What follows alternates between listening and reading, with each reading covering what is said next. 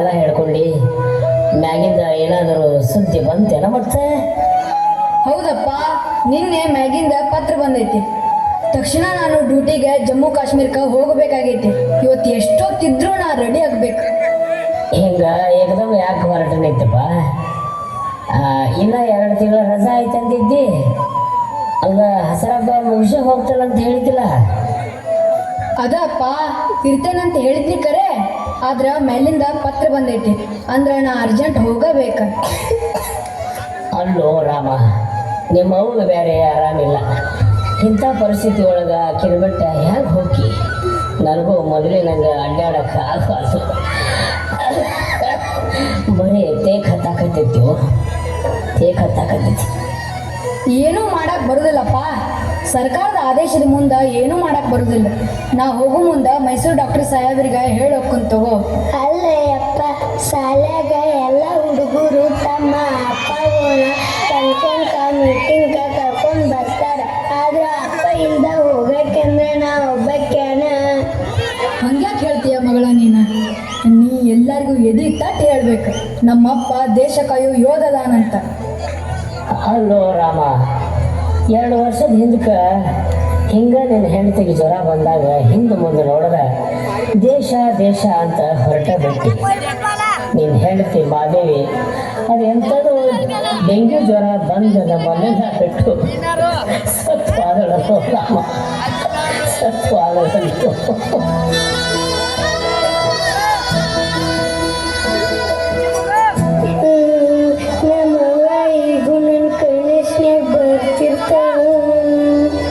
ಏನ್ ಮಾಡುದು ಮಗಳ, ಅಕ್ಕಿ ಅಷ್ಟ ಪಡ್ಕೊಂಡ್ ಬಂದಿದ್ಲು.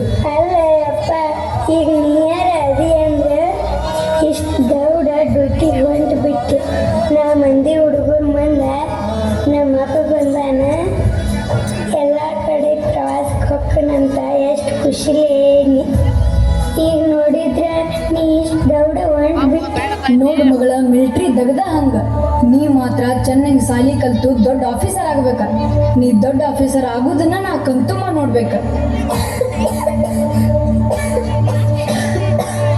ಅಲ್ಲೋ ಮಗನ ರಾಮ, ನಿನಗೂ ಆರಾಮ ಇದ್ದಿದ್ದಿಲ್ಲ. ಹಿಂಗೆ ಬಂದ ಹಿಂಗೆ ಹೊಂಟು ಬಿಟ್ಟು ಅಲ್ಲಿ ನಿನಗ ಜ್ವರ ಹೆಚ್ಚು ಕಡಿಮೆ ಆದ್ರ ಏನ್ ಮಾಡ್ತಿ ಮಗನ ರಾಮ, ಏನ್ ಮಾಡ್ತಿ?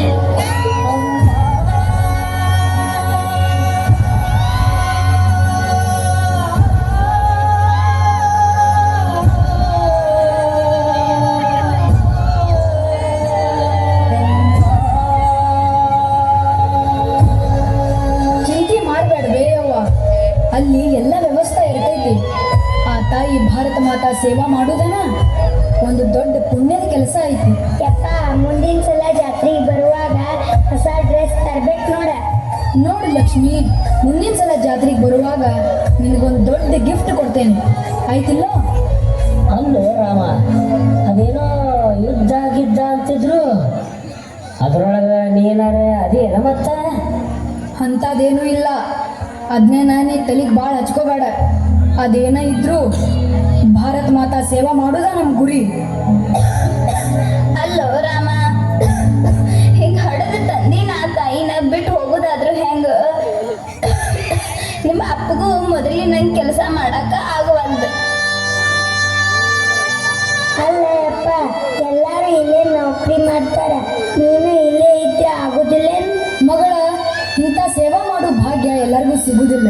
ಇದನ್ನ ಪಡ್ಕೊಂಡು ಬರ್ಬೇಕು, ಪಡ್ಕೊಂಡ. ಮತ್ತ ಅಜ್ಜಿ ಹೇಳ್ತಿದ್ದ ಯುದ್ಧಕ್ಕೈತೆ ಅಂತ, ನಿನಗೇನು ಆಗೋದಿಲ್ಲ ಹೌದಿಲ್ಲ? ಮತ್ತು ಅಕಸ್ಮಾತ್ ಏನಾರು ಆದ್ರೆ? ಹಂಗೇನಿಲ್ಲ. ದೇಶದ ಸೇವಾ ಮಾಡಾಕ ಈ ನಿಮ್ಮ ಅಪ್ಪನ ಕಣ್ಣೀರು ಹಾಕೊಂತ ಕಳಿಸ್ಬಾರ್ದ, ನಕ್ಕೊಂತ ಕಳಿಸ್ಬೇಕು. ಒಬ್ಬ ಸೈನಿಕನ ಮಗಳು ಎಷ್ಟು ಧೈರ್ಯ ಇರಬೇಕು. ನೀನು ಮುಂದೆ ದೊಡ್ಡ ಆಫೀಸರ್ ಆಗಕ್ಕದಿ, ಹಿಂಗಾದ್ರೆ ಹೆಂಗ? ನಿನಗತ್ತೆ ನಾನು ಮಿಲಿಟ್ರಿಗೆ ಸೇರ್ಲೇನು ಮತ್ತೆ? ಅದಕ್ಕಿಂತ ದೊಡ್ಡ ಪುಣ್ಯದ ಕೆಲಸ ಯಾವುದೈತೆ ಮಗಳ?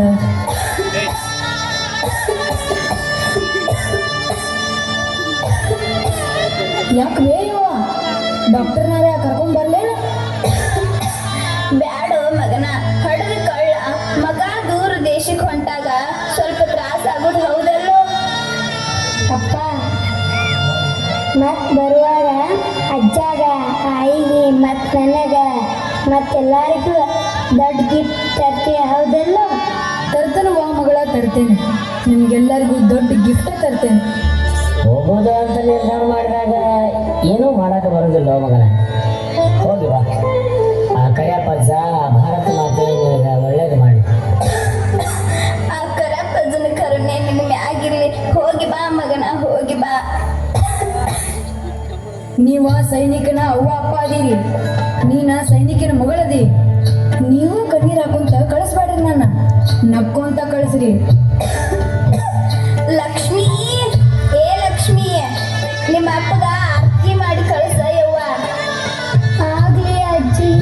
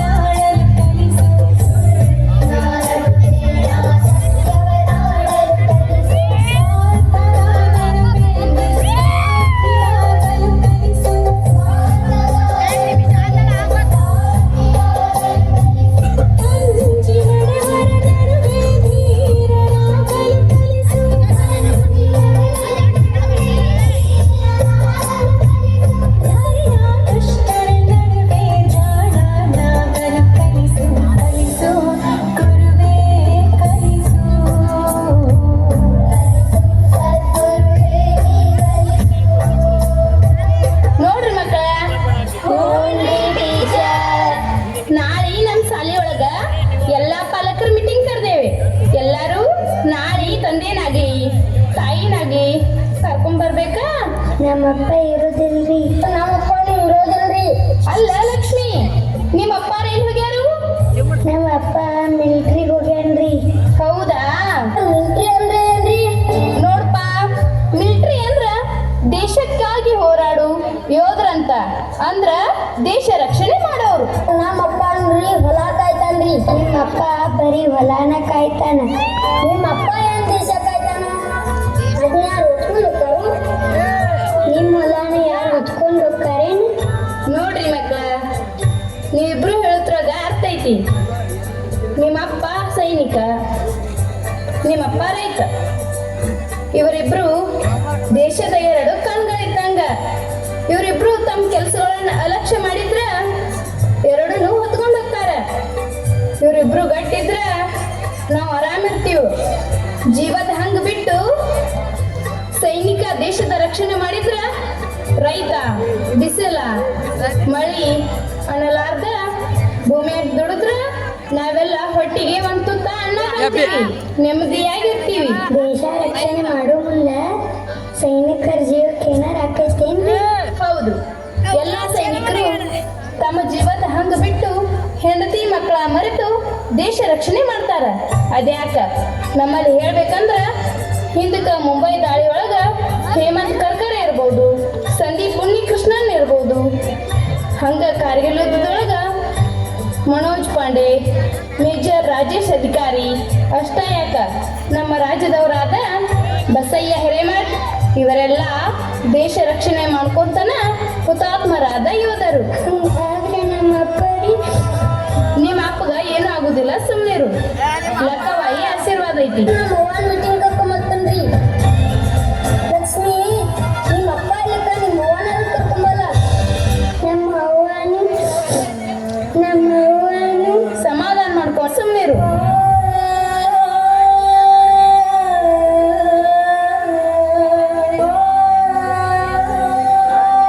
ನಾಳೆ ನಿಮ್ಮ ತಂದೆನಾಗ್ಲಿ ತಾಯಿನಾಗ್ಲಿ ಕರ್ಕೊಂಡ್ಬರ್ಬೇಕಾ?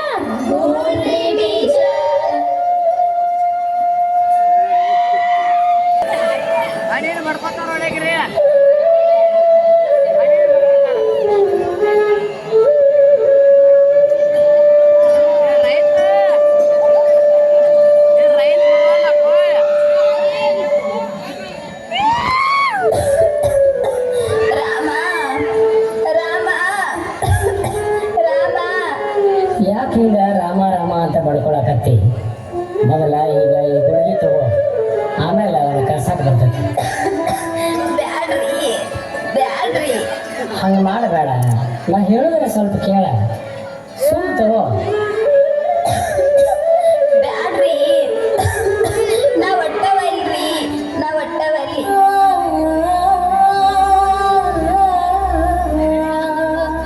ಯಾಕೋ ಭೀಮಪ್ಪಜ್ಜ ಏನ್ ಮಾಡಕತ್ತಿ? ಏನು ಮಾಡೋದಪ್ಪ, ತನ್ನ ಹೆಂಡತಿಗೆ ಜ್ವರ ಭಾಳ ಬಂದವ. ಮಗ ಬೇರೆ ಮಿಲ್ಟ್ರಿಗೆ ಹೋದ, ಏನೋ ತಿಳಿಲಾರ್ದಂಗೆ ಆಗೈತಿ.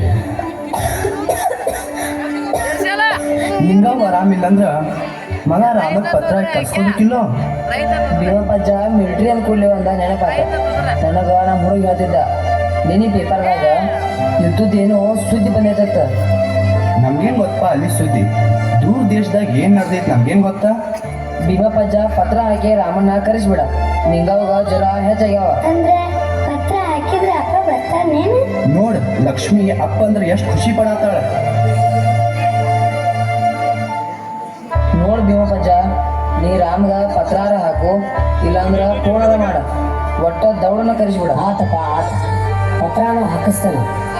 ಇರ್ಲಿಕ್ಕಂದ್ರೆ ಹೋಗುವಾಗ ಅವ ಫೋನ್ ನಂಬರ್ ಕೊಟ್ಟು ಹೋಗ್ಯಾನ, ಅದನ್ನು ಹುಡುಕಿ ಫೋನಾರ ಮಾಡ್ತಾನೆ.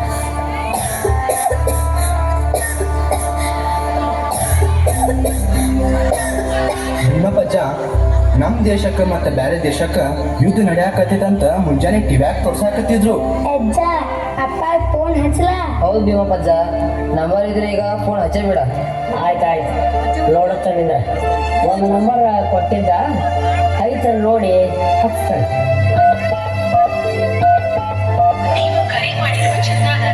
ಯಾಕೋ ಫೋನ್ ಸ್ವಿಚ್ ಆಫ್ ಅಂತ ಹೇಳಕತ್ತೈತೋ ತಮ್ಮ. ಟಿವಿನಾರ ಹಚ್ಚು ನೋಡುನು ಏನಾಗೈತಿ.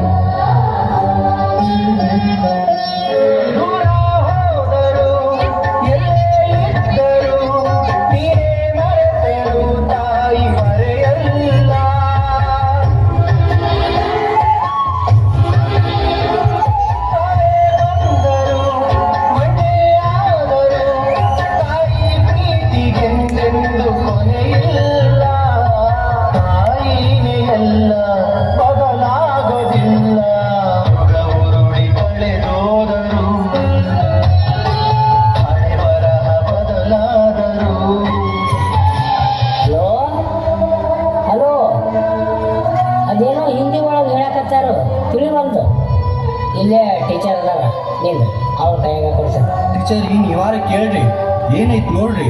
ಹಲೋ ಹಲೋ ಘಾತ ಆತ್ರಿ ಭೀಮಪ್ಪಜ್ಜ, ಘಾತ ಆತ್ರಿ.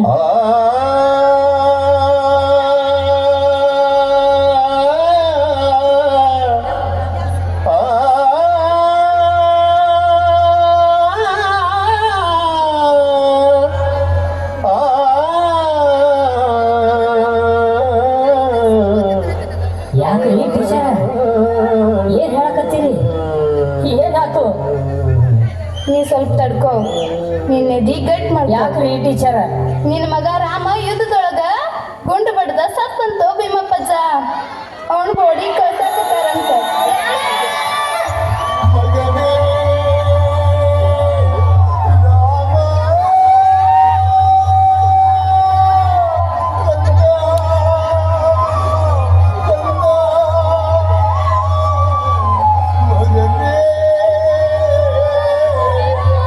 ಅಪ್ಪ ಬರ್ತಾನಂತ ಅಜ್ಜ ಏನಾಯ್ತು? ಮಗಳ ಲಕ್ಷ್ಮವ್ವ ಇನ್ನೇನು ನಿಮ್ಮಪ್ಪವ್ವ ಇನ್ನೇನು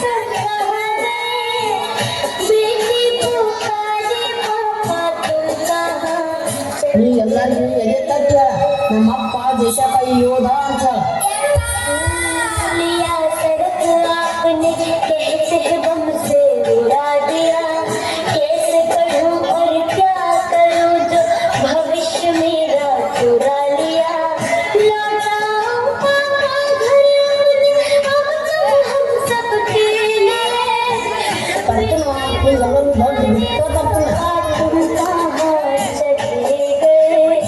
ಸರ್ಕಾರ ಆದೇಶದಿಂದ ಏನು ಮಾಡಕ್ ಬರ್ತದೆ ಹೋಗೋದ್ ಮುಂದೆ ಮೈಸೂರು ಡಾಕ್ಟರ್ ಸಾಹೇಬ್ ಹೇಳಕ್ಕಿತ್ತು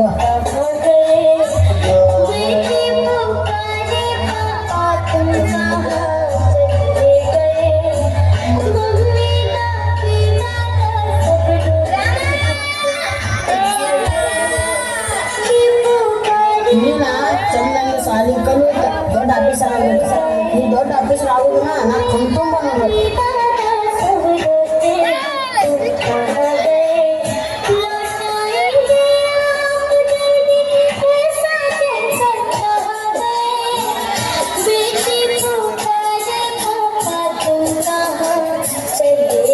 ಆ ತಾಯಿ ಭಾರತ ಮಾತಾ ಸೇವಾ ಮಾಡೋದನ್ನ ಒಂದು ದೊಡ್ಡ ಪುಣ್ಯದ ಕೆಲಸ स्कूल खुलिया सड़क आपने कहते बम से उड़ा दिया कैसे पढ़ूं और क्या करूं जो भविष्य मेरा चुरा लिया लौटाओ पापा घर अपने अब तुम हम सबके लिए ನೀನು ಮಜಾ ಬರುವಾಗ ನಿಮ್ಮಿಂದ ದೊಡ್ಡ ಗಿಫ್ಟ್ ಕೊಡ್ತೀನಿ ಆಯ್ತಲ್ಲ चले गए मम्मी दादी दादा सब रोते हैं ದೇಶದ ಸೇವಾ ಮಾಡಕ ನಿಮ್ಮ ಅಪ್ಪನ ಕಣ್ಣೀರ್ ಹಾಕೊಂತ ಕಳಿಸ್ಬಾರ್ದ ನಕ್ಕೊಂತ ಕಳಿಸ तुम कहाँ चले गए मम्मी ಏನೋ ಇದ್ರು ಆ ಭಾರತ ಮಾತಾ ಸೇವಾ ಮಾಡೋದನ್ನ ನಮ್ ಗುರಿ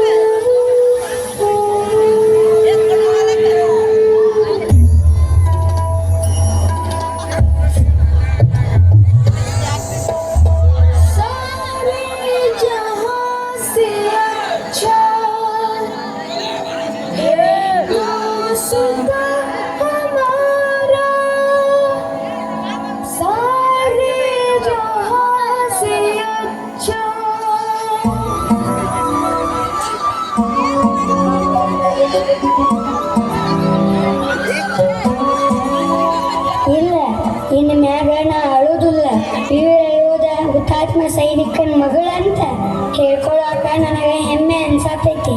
ನಮ್ಮ ಅಪ್ಪನ ಕನಸ ನನಸು ಮಾಡ್ತೀನಿ, ದೊಡ್ಡ ಅಧಿಕಾರಿ ಆಗುತ್ತಾನೆ. ನಾನು ದೇಶ ಸೇವಾನ ಮಾಡ್ತೀನಿ, ದೇಶ ಸಲುವಾಗಿ ಪ್ರಾಣ ಹೋದ್ರೆ ಚಿಂತಿಲ್ಲ. ಬಲೋ ಭಾರತ್ ಮಾತಾ ಕೀ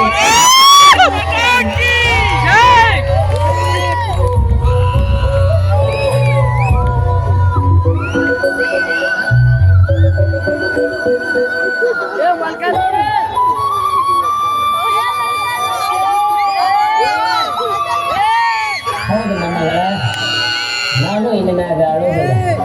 ಯಾಕಂದ್ರೆ ದೇಶಕ್ಕಾಗಿ ಪ್ರಾಣ ಕೊಟ್ಟ ವೀರ ಯೋಧ ಸೈನಿಕನ ಅಪ್ಪ ಅಂತ ಹೇಳ್ಕೊಳಕ ಹೆಮ್ಮೆ ಅನ್ಸಾಕತ್ತೈತಿ. ಮಗನ ಅತ್ಕೊಂತ ಕಳ್ಸಂಗಿಲ್ಲ, ಅಭಿಮಾನದಿಂದ ಕಳಿಸ್ತೇನೆ. ಇನ್ನು ನನ್ನ ಮೊಮ್ಮಗಳನ್ನ ದೇಶದ ಸಲುವಾಗಿ ಬೆಳೆಸ್ತೀನಿ. ಜೈ ಹಿಂದ್.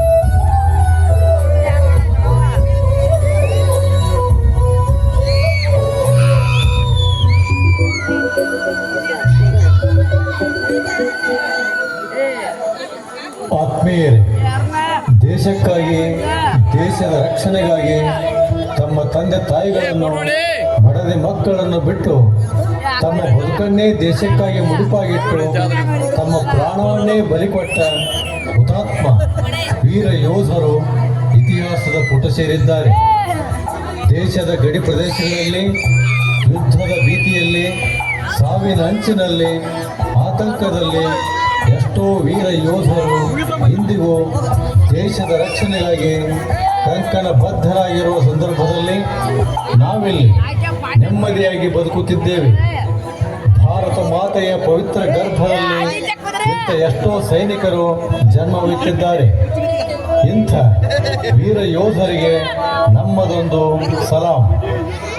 ದೇಶದ ರಕ್ಷಣೆಗಾಗಿ ಬಲಿದಾನ ಮಾಡಿದ ಹುತಾತ್ಮ ಯೋಧರ ಅಸಹಾಯಕ ಕುಟುಂಬಗಳಿಗೆ ಆರ್ಥಿಕವಾಗಿ, ಸಾಮಾಜಿಕವಾಗಿ ಸಹಾಯ ಸಹಕಾರ ನೀಡುವುದರ ಮುಖಾಂತರ ಅವರಿಗೆ ನಾವು ಗೌರವ ಸಲ್ಲಿಸೋಣ.